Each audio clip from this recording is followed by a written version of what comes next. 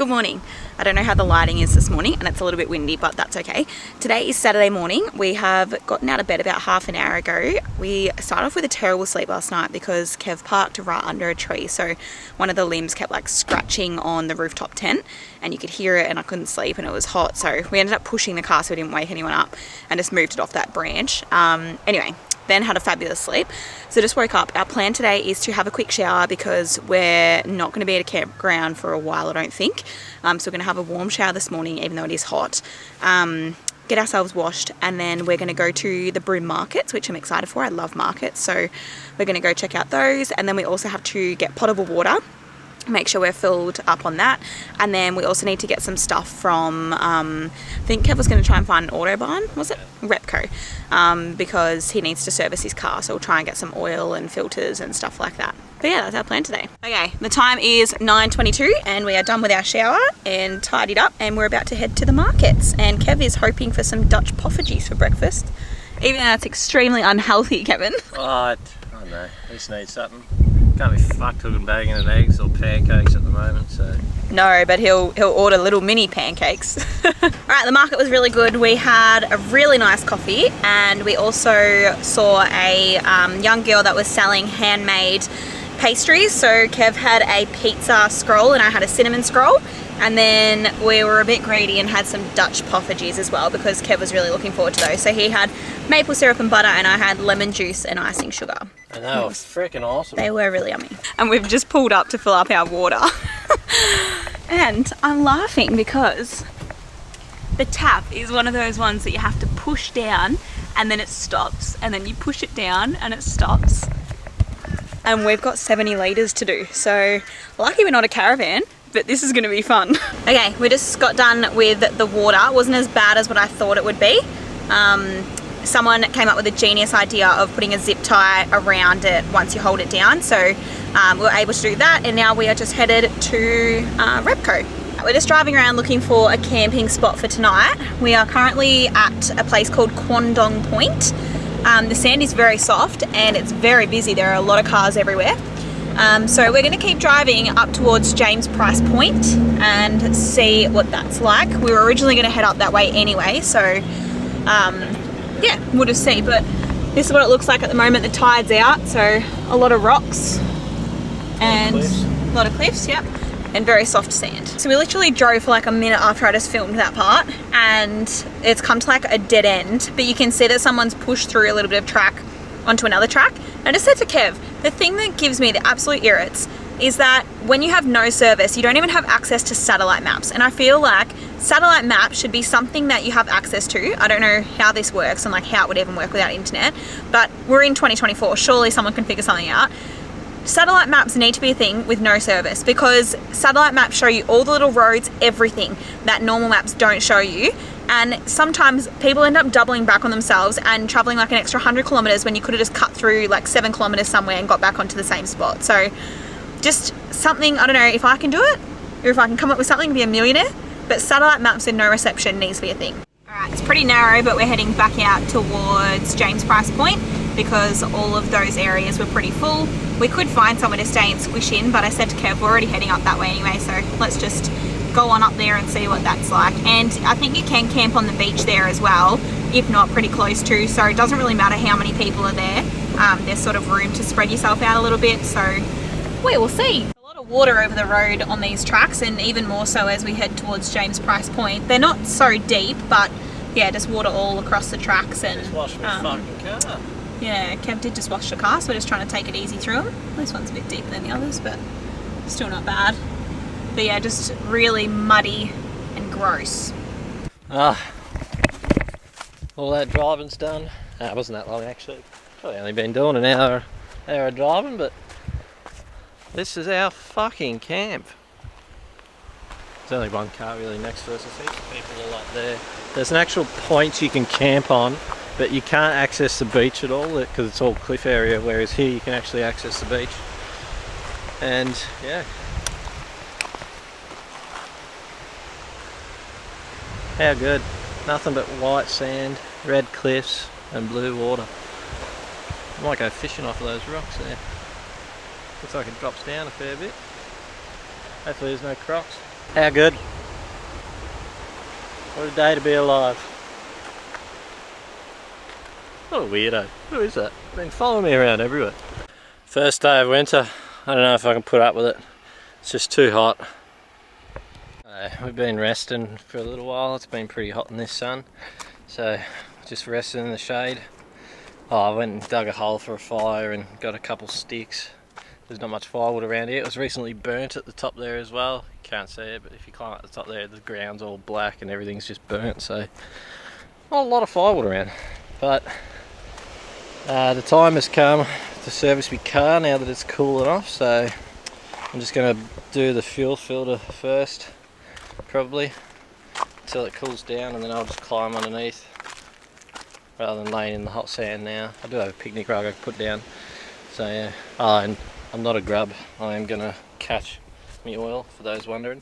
And then I have a 10 litre oil drum, and the car holds 9 litres. So I'm going to put the extra 1 litre left in here, and then pour all my waste oil back in that 10 litre drum. For those wondering.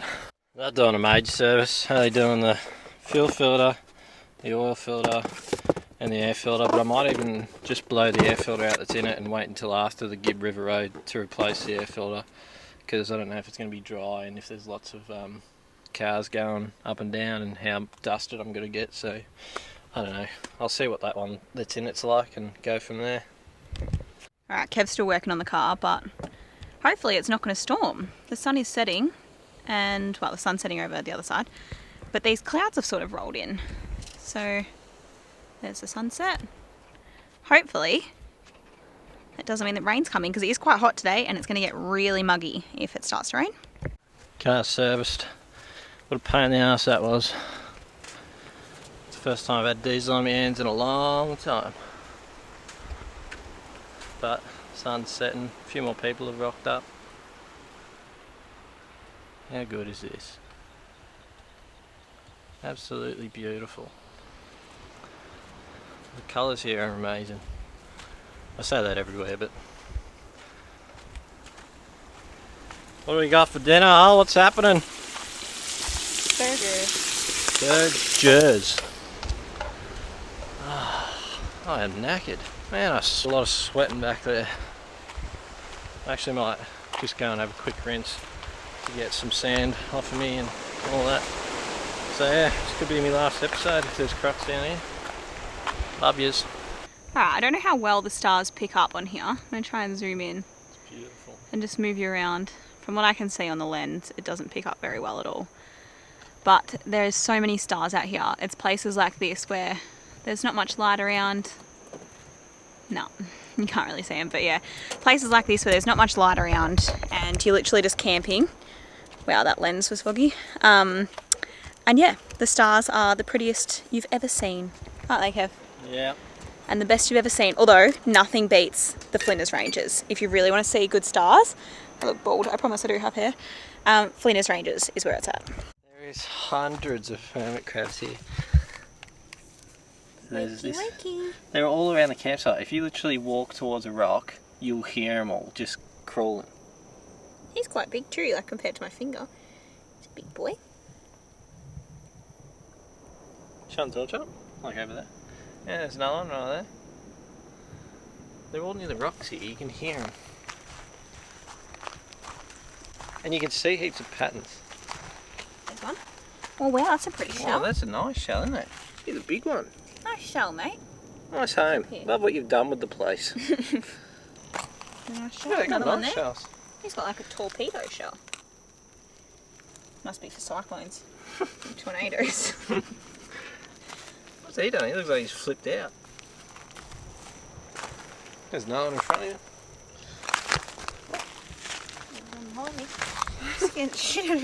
There's heaps of them. It's so cool. Good morning. It's going to be a sweaty, long day, isn't it? Yep. We just got out of bed. We're a bit lazy. We're watching Virgin River episodes in bed and just got up, so we're going to make some breakfast. Yeah, but last night, yeah, we were saying we could hear all those hermit crabs. Well, the trails around here this morning, there must have been a million of them. These were not all here last night, and you could just hear their little shells clicking and clacking on all the rocks as they were walking. So that is what a hermit crab track looks like, if anyone is wondering.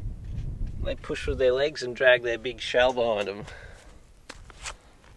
But yeah, there's literally millions of them. Alright, we've done some editing, we've had lunch, cleaned up the car a little bit, and we decided to go for a bit of a walk just down to the beach now that it's low tide, and there's some cool colours. The ground's all marbled. It's still very wet here. But yeah, we're going to search the rock pools and that, have a bit of a gander. There's a couple of crabs. How you doing, bud? Lots of little fish in this one. Try and get closer to it. I'm going to spook them every time though. Alright, look at them go! They're quite big. Could be good bait fish. Now, I have thought about fishing, but this would be the sort of shit I'd have to deal with. There'd be a lot of snags. Unless I just ran the lures, but I have bugger all success with lures. I believe in if it smells and it tastes good, then the fish will eat it. Nearly fell. Oh, I try. Even river fishing. Even river fishing, I try lure with the lures and still have no luck. They just full on pep talk themselves up and then, oh fuck him! Alright, he is a little savage. Fucking hell. Take a chill pill, bud. Far. Well, didn't really find much besides crabs and a few little fish. Just going back to the car now. How good is that red rock? Alright, that's another day done. Split some firewood that I found. Got a ripper sunset happening over there. As usual, you know how it is. The waves, they went right out earlier. Yeah, we managed to get some pretty good drone footage, so obviously we will pop that up once again.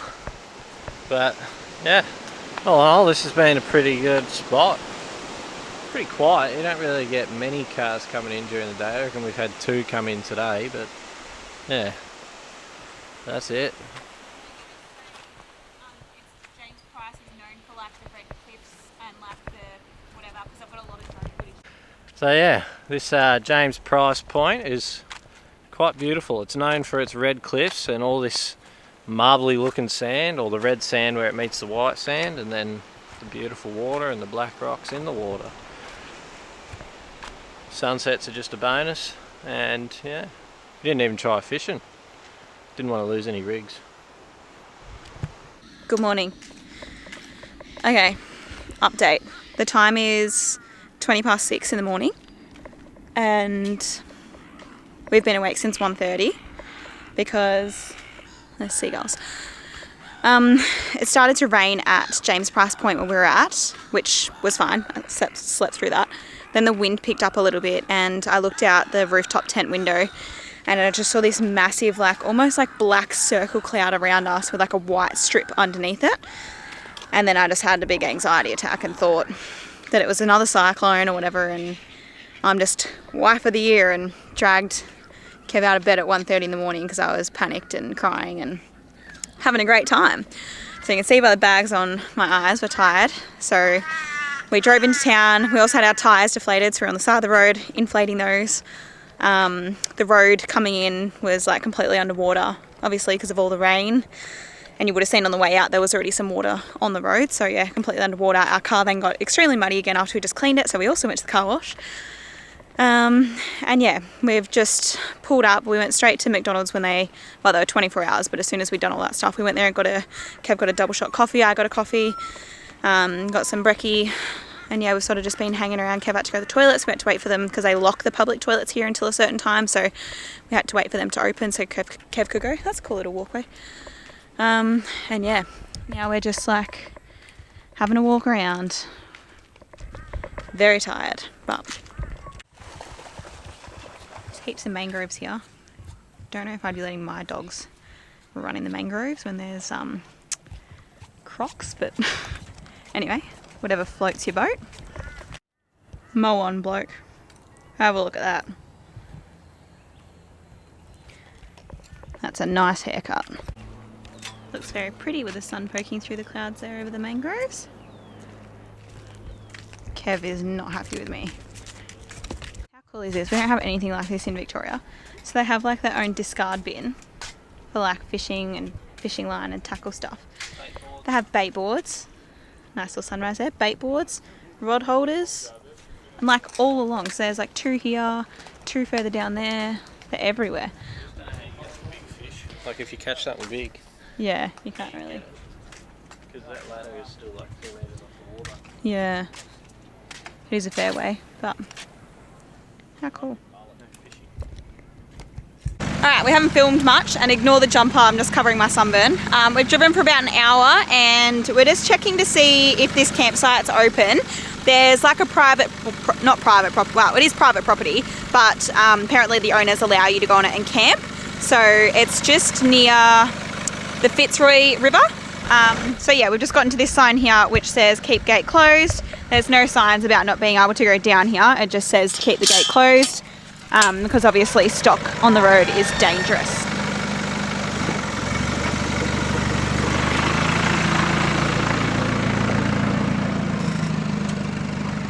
I forgot to close my door too, so that's good. There's also little stickers and things on here just saying that Benny Saltwater Bushman and Bowen the Cat slay and barra and happily allowing us to stay at this great piece of land. That's a nice little spot. Someone put a 20-cent piece. How cool is that? Hello. We've made it to camp. Some pretty watery and wet roads on the way in. Lots of bog holes. But we've made it. This is the Fitzroy River and it goes for ages, and I don't know whether it's someone's property. I think Holly said it was, but yeah, they just let you drive through. You just got to shut the gates, and yeah, apparently there is crocs here, and there was one spotted recently, so Holly insisted on coming to the wide stretch of the river just so we could see one. So yeah, fingers crossed not. So Holly just went to go to the toilet and then quickly changed her mind because there is a massive bull. Far out, look at the nuts on him. It was a lot closer when we were Yeah, he was a lot closer. I actually thought he was going to run at us, but he just ran past us. He's a big boy. Good morning. Hello, hello, hello. It is a nice sunny day here today. It is 27. But very windy. We had some wind yesterday and there's more wind today, and apparently there's supposed to be more wind tomorrow. But it is what it is. We ended up having a really good sleep last night. I woke up once and was a little bit worried about the wind, but I looked at Kev and he was snoring and I was like, I'm not going to wake him up again. So I just let him sleep and I ended up falling back asleep, so I was fine. Yeah, apparently we spoke to a friend that actually works in WA last night, shout out to Hanley, and he was telling Kev on the phone that they call this sort of wind, what was it called? Rogue winds. Rogue winds. So it's not even recognised like, oh, this is, I'm not saying this is a cyclone or tornado or whatever, it was like 40-kilometre winds, whatever. But apparently they get rogue winds, and he reckons at his work they've actually had a cyclone come through and it barely did any damage, but then just randomly rogue winds fully turned over, was it a dome shipping container type thing? Just like fully flipped it. So that actually made me feel a little bit better knowing that, like, you know, rogue winds happen all the time up here. And, yeah, flip over domes or whatever. And, yeah, it's just not recognised as a cyclone. So it made me feel a little bit better knowing what we went through at South Gregory's, knowing that, okay, people do believe us. It's not, you know. Anyway, long story short. Today's plan is we're going to head to Derby. We've stayed just at like the Fitzroy River. It's just like the side of the Fitzroy River, full of crocs. Everyone has like drone footage up on the WikiCamps app of like crocs in the river that they've seen and everything. Not recent drone footage, like it's probably like 6 months to a year, if not more, old. We haven't seen any in the day here, but last night I shone the torch and we saw some eyes in the water, which was pretty cool and scary. But yeah, we haven't seen any during the day here. one of the drone shots that somebody posted was of a salty with a freshie in its mouth. I'm going to pop the photo on this screen. I'm going to screenshot it and pop it on so you can see it because it was a really cool photo. So yeah, we haven't seen any during the day, but definitely in the river. We tried to have a little bit of a fish yesterday, but it was just too windy and the lure kept getting stuck right at the water's edge, and yeah, you obviously can't just go down there and fetch it out. So we were lucky that we're able to just get it free by, you know, yanking on the rod a little bit, but we thought, nah, we'll just give it a rest. We don't want to lose our lures. So yeah, plan today to go to Derby. We're going to have a chat to them in the information centre just about the Gibb River Road and make sure it's all open. I've had a look on the websites and I'm pretty sure it's all open, but obviously they know best, so we'll go and chat to them. And then I think we'll sit at the visitor centre for a little bit, get out the laptop and just knuckle down a little bit of a plan with the Gibb River Road. And in saying that, it's, yeah, pretty flexible, but just, you know, how many days you want to spend on there, things that we can do along there, campsites, all that sort of stuff, just in case there's no internet. So that's the plan, Stan. We've got a 50-minute drive, and yeah, it's been a beautiful night stay here. If the wind was just a little bit less, it would be perfect, but that's okay. All right, so we just stopped in at the Derby Information Centre. The lady in there was absolutely lovely and very helpful. We felt very annoying asking her heaps of questions about the Gibb River, but she gave us a big map, nearly said nailed, knuckled out all of the campsites that we can stay at, the gorges that are worth seeing, ones that aren't as good, all of that sort of stuff. So we feel like we've got a bit of a plan in place. We've got about 10 to 12 days along the Gibb River Road, so that's exciting.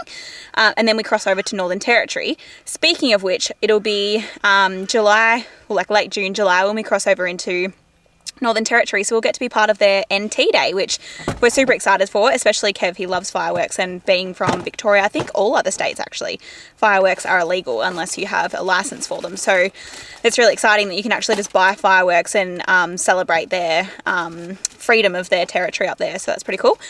And yeah, I've got a surprise up there because it is Kev and my 10-year anniversary, so I've got a surprise up there that he does not know about as well. So yeah, good things to look forward to. I will also mention the lovely lady in the Derby Information Centre. It was their first day apparently opening up. I'm not sure whether they like renovated or it's the very first day that they're open at all. But she said they had free stubby holders. So Kevin and I got to choose a stubby holder. He was too scared to ask her if that information that he overheard was true. So I asked her and she said, yes, would you like one each? So she was really lovely and we got some stubby holders. All right, guys, that brings us to the end of another episode. Obviously, if you like our content, please give us a like, share and subscribe. Hoorah!